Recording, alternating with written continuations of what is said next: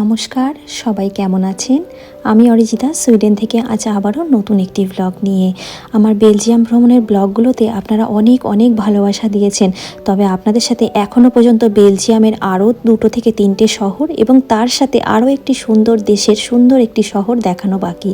তাই ভাবলাম আপনারা যাতে একই ভিডিও দেখতে দেখতে বোর না হয়ে যান, তার জন্যই একটু স্বাদ বদল। তবে বলবো আপনারা কিন্তু অবশ্যই আমার পেজটি বা চ্যানেলটির কিন্তু সাথে থাকতে ভুলবেন না, কারণ নিয়ে আসবো আরও সুন্দর সুন্দর ভ্লগ। আজকে বারটা হলো রবিবার, এখন বাজে দুপুর 1টা। অনেক দিন পর খুব সুন্দর রোদ্দুর উঠেছে, তাই বাইরেটা এসে একটু দাঁড়িয়েছি। তবে বাইরেটা অসম্ভব ঠান্ডা হাওয়া, প্রায় 2 সপ্তাহ পর রোদ্দুরের দেখায় পেয়ে মনটা আজ বেশ ভালো হয়ে গেছে। দেখছেন কাঁচগুলো কীরকমভাবে জমতে আরম্ভ করেছে। রাত বাড়লেই এত পরিমাণে ঠান্ডা বাড়ে যে কাঁচগুলো পর্যন্ত জমে এরকম ফ্রিজ হয়ে যায়, আবার বেলা বাড়ার সঙ্গে সঙ্গে এরকম জলবিন্দুর মতন এগুলো আস্তে আস্তে গলতে আরম্ভ করে। তবে আস্তে আস্তে যখন আরও অনেকটা সময় যাবে তখন ঠান্ডাটা আরও বাড়তে থাকবে। এটা তো সবে ঠান্ডার শুরু।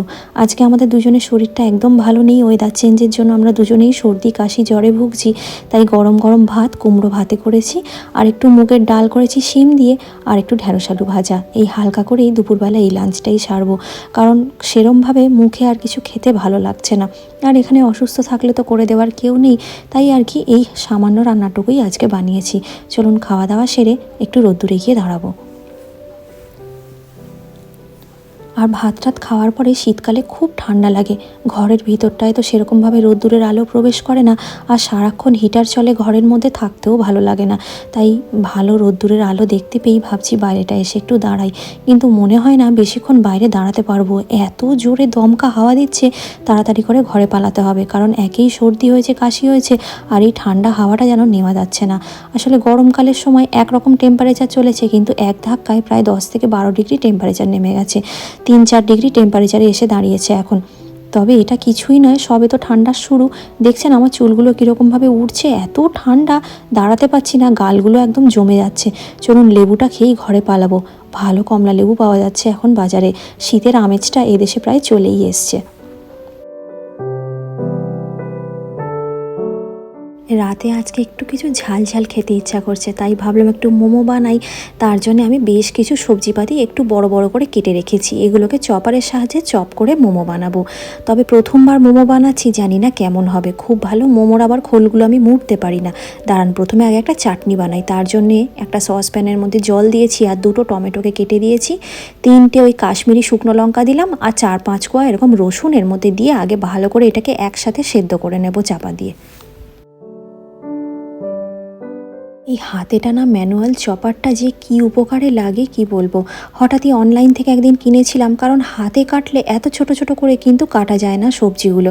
আর মোমোর জন্য তো যত ছোট ছোট করে সবজি চপ করা যায় ততই কিন্তু খুব সুন্দর একটা পুর তৈরি হবে। তাই এদিকে আমি কেটে রেখেছিলাম একটু বড় করে পেঁয়াজ ক্যাপসিকাম, আর এদিকে রসুন কাঁচা লঙ্কা মাশরুম, এই সমস্ত কিছু একসাথেই কিন্তু চপ করে নেব। আর নিতে নিতে সন্দীপন ওদিকে কী একটা বলছে, আর আমি এদিকে হেসে চলেছি। ওই তো আমার এনার্জির টনিক, কারণ ছুটির দিনে ছুটি থাকলে টুকটুক করে ও গল্প করতে থাকে আর আমিও টুকটুক করে কাজ করতে থাকি। তবে হ্যান্ড চপার যেহেতু এটা ম্যানুয়াল, এই হাতে টানতে টানতে প্রায় হাত ব্যথা হয়ে গেছে। তাই ও বলল দাও আমিও একটু হেল্প করে দিই। আসলে বিদেশ জীবনে আর যাই হোক না কেন, অসুস্থ থাকুন অথবা কাজে যদি ইচ্ছা নাও থাকে, আপনাকে নিজেকেই কিন্তু সেটা সম্পূর্ণভাবে করতে হবে। এখানে করে দেওয়ার মতন কেউই নেই। তাই মন খারাপ হোক অথবা শরীর খারাপ, নিজেকেই কিন্তু নিজের মোটিভেশন হয়ে নিজেকেই সেখান থেকে ঝেড়ে ফিরে উঠে পড়তে হবে। চলুন এখন এগুলো দুজনে মিলে পালা করে একটু চপ করে নিই আগে। আর এদিকে দুজনে মিলে পালা করে এত কাটিং চপিং সব শেষ। এদিকে রয়েছে মাশরুম বাঁধাকপি, এদিকে রয়েছে স্প্রিং অনিয়ন গাজর পেঁয়াজ, আর তার সাথে ক্যাপসিকাম। এটাই দেবো আজকে মোমো স্টাফিংয়ের মধ্যে। চলুন তাহলে স্টাফিংটা কেমন করে বানাবো সেটা দেখিয়ে দিই। প্রথমে কড়াইতে একটা প্যান বসিয়ে খানিকটা আগে বাটার দেবো, কারণ বাটারের ফ্লেভারটা কিন্তু খুব ভালো লাগবে এই মোমো স্টাফিংয়ের মধ্যে। আর তারপরে বাটারটা একটু মেল্ট হলেই প্রথমে আগে স্প্রিং অনিয়নটা দিয়ে বেশ কিছুক্ষণ ভেজে নেব। কড়ার মধ্যে প্রথমেই স্প্রিং অনিয়ন আর দিয়েছি কাঁচা লঙ্কা আর রসুন কুচি। এটা একটু হালকা ভাজা হয়ে সুন্দর গন্ধ ছাড়লেই একে একে এই যে গাজর পেঁয়াজ আর ক্যাপসিকাম রেখেছি, এটা একটু পরপরই এক একটা করে মিশিয়ে দেবো। মানে প্রথমে আগে পেঁয়াজ দিয়ে একটুক্ষণ ভাজবো, তারপরে গাজর, তারপরে ক্যাপসিকাম। এরপরে বাঁধাকপি আর চপ করে রাখা মাশরুমটা একসাথে দিয়ে দেবো। আমি কিন্তু এখনও পর্যন্ত কোনো রকম কোনো নুন দিইনি, কারণ এই যে মাশরুম বলুন, বাঁধাকপি বা ক্যাপসিকাম, গাজর, পেঁয়াজ এগুলো সবগুলোর থেকে জল ছাড়বে। এর মধ্যে মশলার জন্য আমি অ্যাড করছি চিলি মিক্স। এটা এখানকারই দোকান থেকে কেনা, আপনাদের কাছে এটা অ্যাভেলেবেল না থাকলে কোনো চিন্তার কারণ নেই, একটু চিলি ফ্লেক্স অ্যাড করে দিলেই হবে যদি ঝাল পছন্দ করেন। তাছাড়া একটু গোলমরিচের গুঁড়ো, একটু লাইট সয়া সস দিলাম। এর সাথে দেবো আমি একটুখানি রেড চিলি সস, দিলে কিন্তু স্বাদটা বেশ ভালো হয়। আজকে যেহেতু আমাদের সর্দির মুখ, তাই একটু ঝাল ঝাল খেতেই মন চাইছে, তাই এই সসটা অ্যাড করলাম। এবারে সমস্ত সবজিগুলো একটু ঢাকা চাপা দিয়ে সেদ্ধ হতে রেখেছিলাম। একটু সেদ্ধ হয়ে যাওয়ার পরেই কিন্তু এবার একটু ময়দা বাটিতে গুলে নিয়েছি। সেই ময়দাটা একটু বাটিতে গুলে অল্প করে দিলাম, আপনারা চাইলে কর্নফ্লাওয়ারও দিতে পারেন এর মধ্যে। এবার ভালো করে নেড়ে ছেড়ে নামিয়ে নিলেই পুরটা একদম তৈরি হয়ে যাবে। মোমোর পুরটা রেডি। এবার পুরটা একটু ঠান্ডা হোক, ততক্ষণে চাটনিটা বানিয়ে নিই। ওই যে আমি সেদ্ধ করে রেখেছিলাম টমেটো, শুকনো লঙ্কা, কাশ্মীরি লঙ্কা, 4-5টা রসুনের কোয়া, সেটা ঠান্ডা হয়ে গেছে। এবার একসাথে এই ব্লেন্ডার জারের মধ্যে দিয়ে ভালো করে পেস্ট করে নেব। চাটনিটা একদম ঝটপট হয়ে যাবে খুব সহজে। প্রথমে আগে কড়ার মধ্যে অল্প তেল দিয়ে বা ফ্রাইং প্যানের মধ্যে এই পেস্ট করে রাখা মশলাটা দিয়ে দিয়েছি। এবারে তার মধ্যে পরিমাণ মতো নুন, চিনি, ঝালের জন্য একটু চিলি ফ্লেক্স দিয়েছি, আপনারা এটা স্কিপ করতে পারেন। আর নামানোর আগে কেটে রাখা, একটু কুচি করে কেটে রাখা ফ্রেশ ধনেপাতা দিয়ে দিলাম, যাতে গন্ধটা খুব ভালো হয়। এই চাটনিটা দারুণ টেস্ট হয় খেতে, একবার বানিয়ে খেয়ে দেখতে পারেন রুটি বা পরোটার সাথে। এবারে চলুন মোমোগুলো বানিয়ে ফেলা যাক।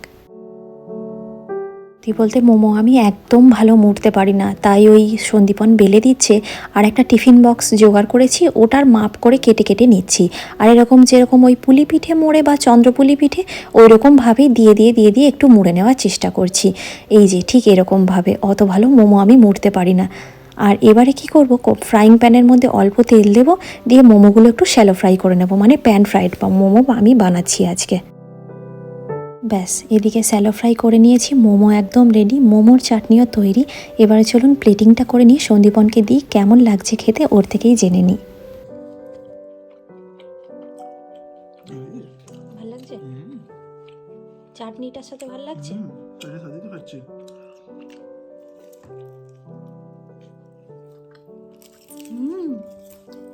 সাংঘাতিক ভালো হয়েছে, চাটনিটা দিয়ে তো বেশ ভালো লাগছে, খুব সুন্দর লাগছে খেতে। মোড়াটা হয়তো অত ভালো পারেনি, ময়দা মাখাটা ঠিক আছে, ময়দা মাখাটাও ঠিক আছে, মোড়া ঠিকই আছে, ডিজাইন ওই স্টিম মোমোর থেকে আমার এই ফ্রাই মোমো বা প্যান ফ্রাই মোমো, যেটা ওই একটু কি যেন বলে, ওই সস দিয়ে একটু টস মতো করে দেয়, ওটা বেশি খেতে ভালো লাগে।